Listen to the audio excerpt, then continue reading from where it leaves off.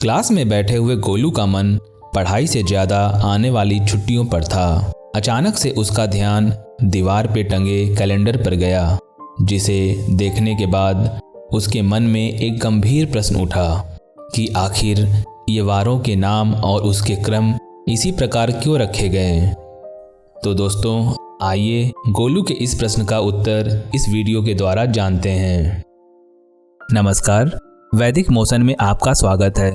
इस चैनल पर हम एनिमेशन के माध्यम से वेद, वेदांगों और ज्योतिष की जानकारी प्राप्त करेंगे। तो चलिए आज के इस विषय की शुरुआत करते हैं।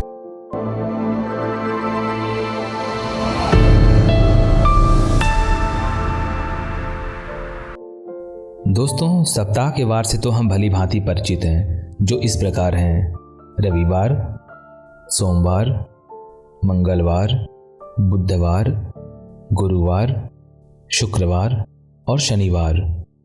इन नाम और इनके क्रमों को हमारे ऋषि मुनियों ने अपने दिव्य वैज्ञानिक ज्ञान और वैदिक ज्योतिष के आधार पर इसे ज्ञात किया और खगोलीय ग्रहों के नाम पर ही इनका नामकरण किया, जिसका वर्णन हमें अथर्ववेद के अथर्ववेदीय ज्योतिषम ग्रंथ के इस श्लोक से मिलता है। आदित्य सोमो भीमश्च तथा बुध बृहस्पति भार्गव शनिश्चैव एते सप्त दिनाधिपः। इस प्रकार हमने देखा कि वारों का नाम हमारे सनातन धर्म में चर्चित नवग्रहों से लिए गए हैं।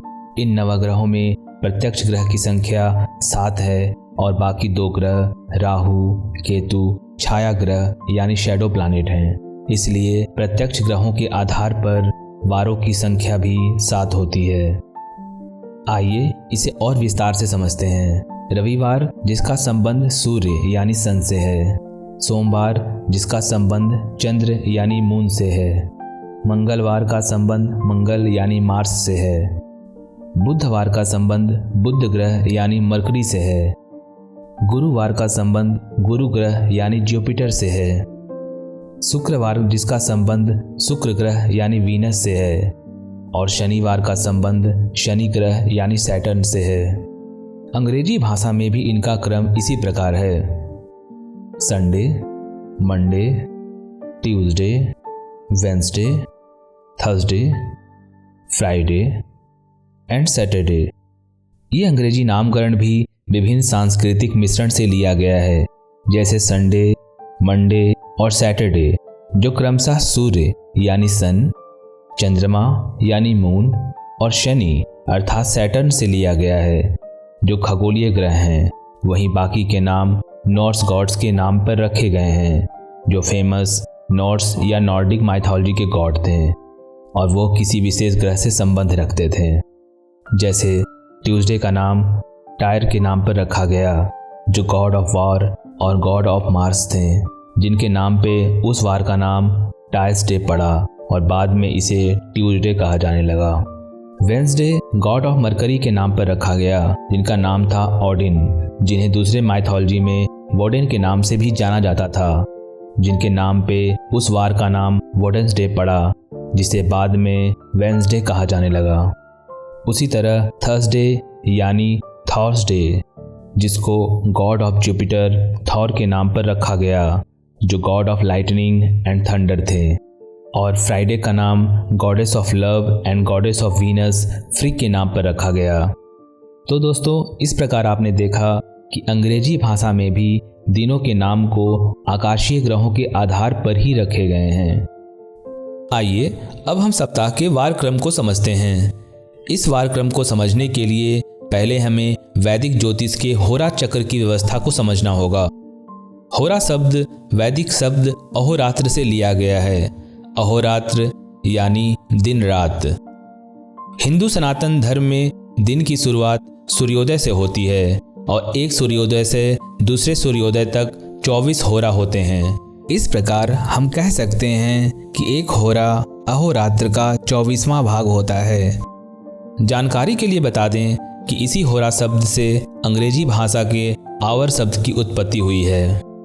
होरा चक्र में प्रत्येक होरा यानी घंटा किसी विशेष ग्रह के प्रभाव में रहता है। जैसे सूर्योदय के बाद अगर पहली होरा गुरु की है तो दूसरी होरा मंगल की होगी, उसके बाद सूर्य की, इस पूरे होरा चक्र को समझने के लिए पहले हमें ग्रहों की गति को समझना होगा।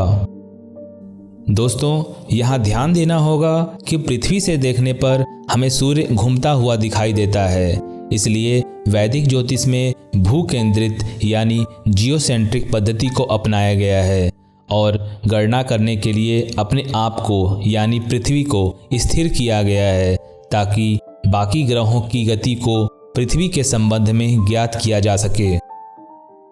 इस प्रकार सूर्य 365 दिन में पृथ्वी की परिक्रमा पूरा करता है, वहीं चंद्रमा 27 दिन में, मंगल 687 दिन में, बुध 88 दिन में, गुरु 4333 दिन लगभग 12 वर्ष, शुक्र 225 दिन और शनि 10,759 दिन यानी लगभग 30 वर्ष में पृथ्वी की परिक्रमा पूरा करता है।